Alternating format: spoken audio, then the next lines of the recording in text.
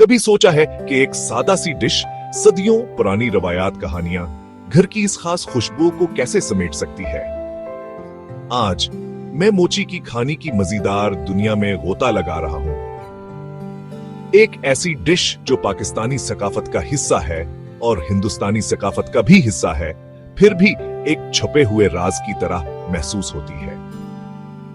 अब जब आप लफ्ज मोची सुनते हैं तो आपके जहन में चमड़े का कारीगर आ सकता है, वो हुनरमंद हाथ जो हमारे मकामी बाजारों में जूते बनाते हैं, वो हुनरमंद हाथ जो बेग बनाते हैं। लेकिन मोची की खानी यह बालकल मुख्तलिफ कहानी है। ये सिर्फ खाना नहीं, यह एक पकवान की रस्म है जो जायके से भरी हुई है, जो यादों से भरी हुई है, जो बरादरी के जज्बे से भरी हुई है। तसव्वुर करें, एक गांव के शाम तंग गलियों में गूंजती हंसी और किसी का बावर्ची खाना जिंदगी के रोशनी से चमक रहा है। वही मोची के खानी जिंदा होती है। बुनियादी तौर पर ये चपाती या रोटी की तरह है, लेकिन आवा उससे कहीं ज्यादा। आटे को मुसालेहे के साथ मिलाया जाता है, कभी प्याज, कभी ताजे धनिया भी शामिल होता है। घी के बड़े चमचे पर तुम्हें पिघल जाते हैं, और अगर आप कुछ खास करना चाहते हैं तो शायद थोड़ा सा कीमा या मौसमी सब्जियां उसे और भेला जवाब बना सकती हैं। लेकिन असल जादू यह है, मोची की खानी सिर्फ पकाई नहीं जाती, उसे बांटा जाता है।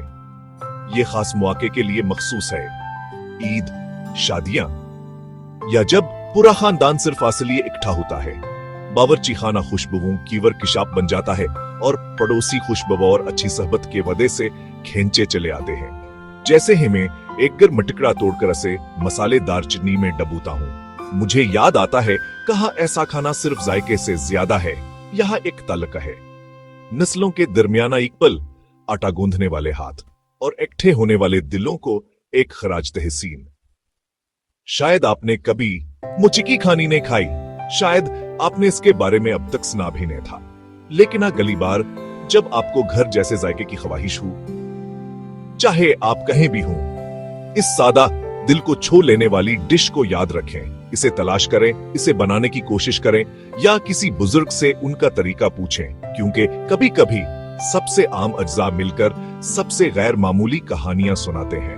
मोची की खानी बस यही है, एक रवायत, एक याद और इकट्ठे होने की एक मजेदार वजह।